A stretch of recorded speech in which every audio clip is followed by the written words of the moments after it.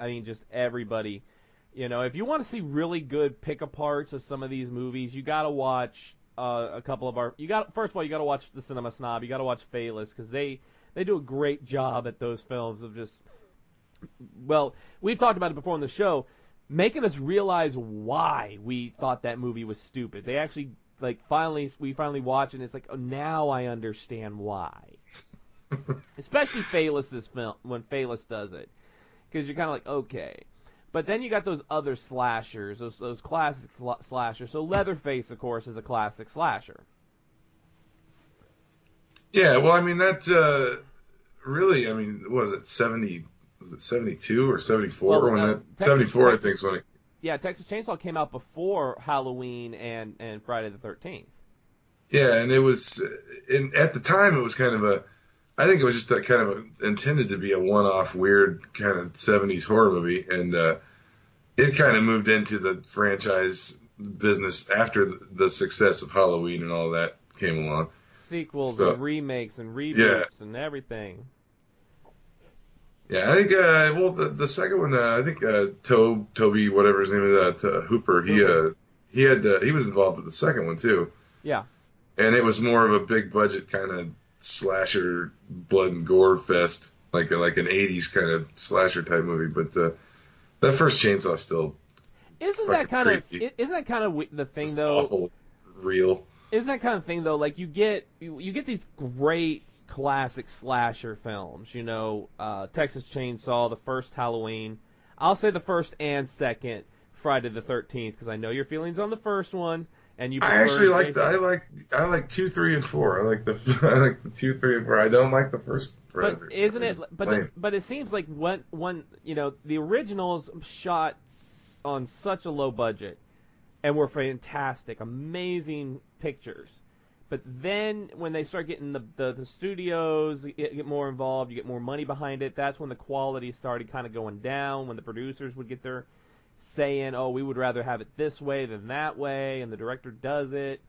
Well, the MPAA got involved and started putting like X ratings and shit on everything too. Then you get Corey Feldman killing people, and it's, that's the second time in Horrorfest I made a Corey Feldman killing people joke. But when another slasher, and I don't think a lot of people may not think of her like this, but I throw Angela in there from the Sleepaway Camp films. She's got a body count.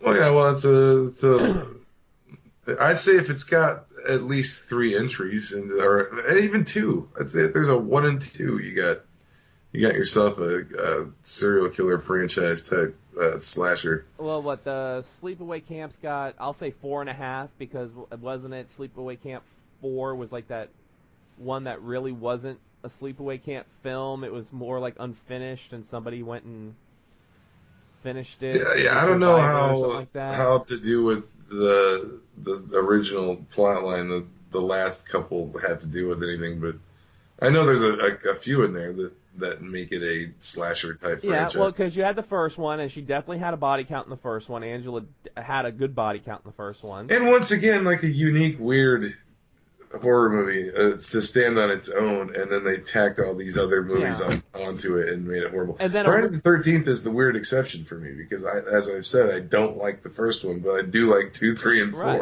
Well, the thing with Sleepaway Camp, and it's not just because she's a friend of the show and we've had her on, but the original Sleepaway Camp, I mean, just one of the most iconic twist endings in horror cinema. Finding out weird at the time, and I remember seeing it when the first time I saw it, and just being like, "What? Yeah. What is happening?" And then they kind of then in the next couple films, because Felissa did the first Sleepaway Camp, but then she did not. She didn't reprise the role of Angela until I think it's Return to Sleepaway Camp. And then was it Pamela Springsteen? I think it's Pamela Springsteen took over the role of Angela in number 2 and number 3. But I don't remember. I think they had mentioned that she had gotten surgery and was now like she'd gotten into reassignment surgery. She was now like a full female, but it kind of glossed over that whole big twist at the end. And really, I don't think Sleepaway Camp needed a lot of sequels. I thought it was fine. But that's the thing with these slasher films. It's like we talked about before. Halloween, you had 2 Michael Myers, then you had Season of the Witch. When Season of the Witch tanked, they said, nope, we got to go right back to Michael Myers because people want the slasher guy. Yeah, I think there's a way that they could. There's probably a way that they could make all those cool again somehow if the right person did them. But it's a shame that it's weird when people throw a fit about a remake of a movie now, of something like a remake of Friday the 13th or a remake of Nightmare on Elm Street. It's like, well, the other Nightmare on Elm Street's all blue. It's like the first one is great, but like I didn't like Freddy Krueger. Like it was just, I thought it was lame after that. They turned him into a comic book character. He wasn't scary anymore. I liked 1. I didn't mind 2, and I did like Dream Warriors.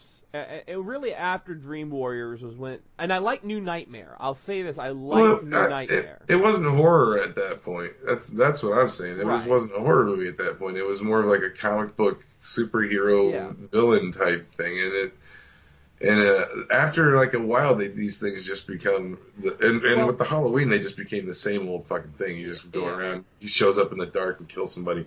No, but then you have to have the Cult of the Thorn. Yeah, well, that's just something they tried to say. Well, what can we do to make this anything different than the last 5 of these damn things? Well, I think that's another thing. It's like when you like with Freddy Krueger, like they did the remake with the guy who did Rorschach. The guy who played Rorschach was Freddy. But I think I understand why people don't like it too. But I mean, still at the same time, they made Nightmare on Elm Street 2, which was ridiculous. But at that point, it's not so much the movie, but the iconic Robert Englund playing Freddy that was people kind of had more of an issue with. It's like, I think that's another thing. Like Jason Voorhees. I mean, there's been so many people playing Jason because it's prosthetics and it's a mask. Kind of the same way with Michael Myers. It was a mask. But with Freddy, he had dialogue. He had the quips, and I liked Freddy versus Jason. I enjoyed Freddy versus Jason. They only fought like for 2 minutes. But it was a good fight for 2 minutes. For 2 minutes, it was a damn good fight. It was a damn good fight for 2 minutes, man. And it was ambiguous because Freddy, Freddy winked at the end. Freddy winked. But you keep. It's funny because we just got a new Chucky movie. We're gonna get a new Halloween next year. We've had a remake of Friday the 13th. We've had several remakes of Friday the 13th. We've had remakes of Nightmare. We've had remakes. I think the new Halloween's gonna be cool. Maybe the new Halloween sounds like it might be good because it just sounds weird and different enough that it's gonna be cool. Yeah. But I think it's gonna make a lot of money for that reason because they're giving people a reason to want to see it now. Like the Rob Zombie ones, people blast the Rob Zombie ones. Now the thing with Rob Zombie is, he's an exploitation guy. His movies are exploitation.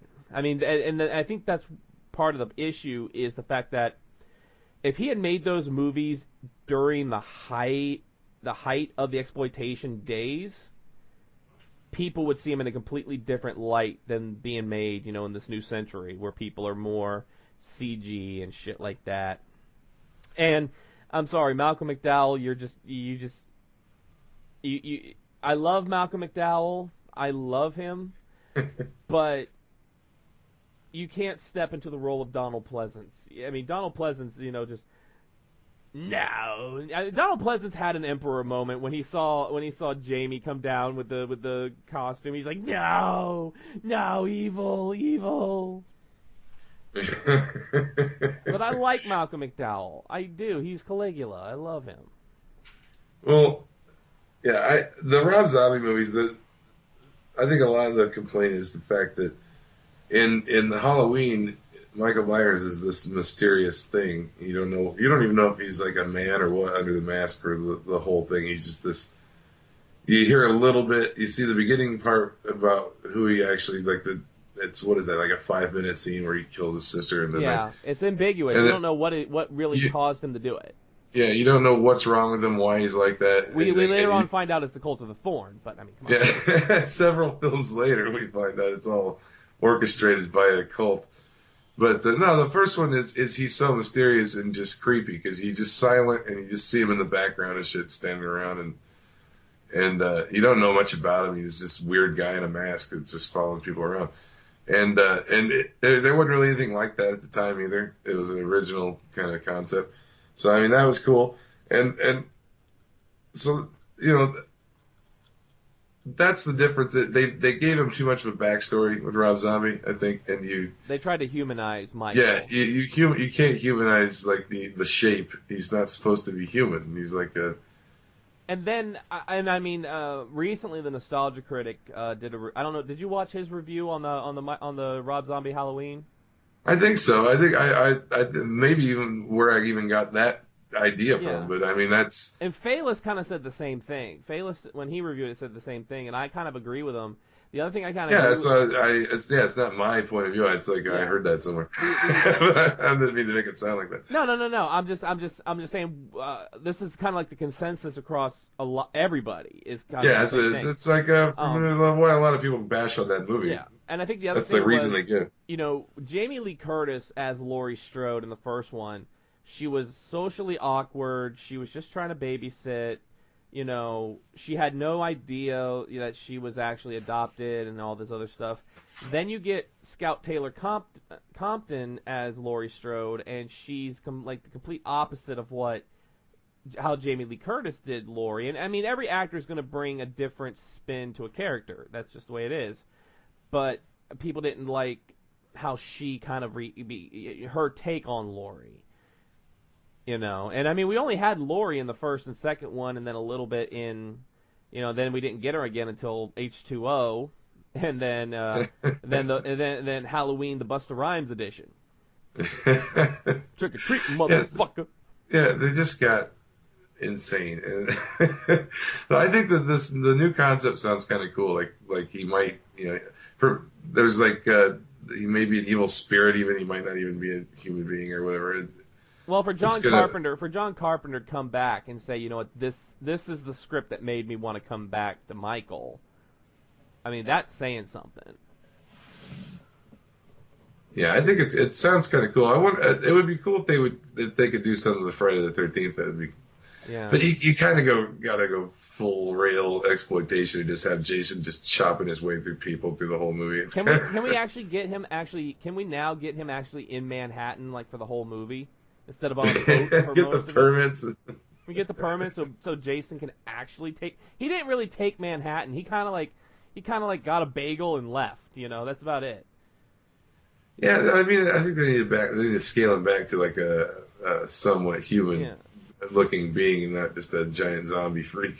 Well, and it's like the new Chucky movie, Cult of Chucky. Apparently, Chucky has gone.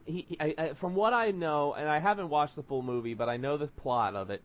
Apparently, Chucky got lessons from Lord Voldemort from Harry Potter, and can now split his soul into like numerous Chucky dolls. Oh boy! So like, there's multiple Chucky dolls out there now. The original Chucky is still with Andy, and Andy's been torturing it for like a couple years, just like But apparently that's the premise of the new Chucky film, is that Chucky can split his soul into numerous dolls. Amazing, like Horcruxes. Yeah, and it's kind of like, I'm like, didn't the time run out for Chucky to ever be able to get out of the doll? Didn't they establish that in Child's Play 2 that he kind of ran out of time? So why does he? I think there was like a certain time he could do that ritual or something, because it was like last second he had to try to do it. Yeah, because I think in Child's Play 2 he tried to do it and it didn't work, and he looked at Andy and he said, "Damn you, you took too long. You made me wait too long, and now I can't leave this body." And then you find out he could bleed. Like he had organs. And where's his weird son? Where's Glenda's son? Because his son was literally was Ed Wood's Glenn and Glenda. I don't know past like 2, because that's like the last one I saw. So you had Child's Play 2, Child's Play 3. Then you had like Bride of Chucky. You had Child of Chucky, or Spawn of Chucky, Seed of Chucky. That's where I lose interest. See, that's what I'm talking about. Like the first even I even think there's merit to the original Child's Play to a degree. There's a point in that movie when everybody like realizes the thing can move and like what it actually is, and that's actually kind of a creepy moment in the movie. But just the rest of them are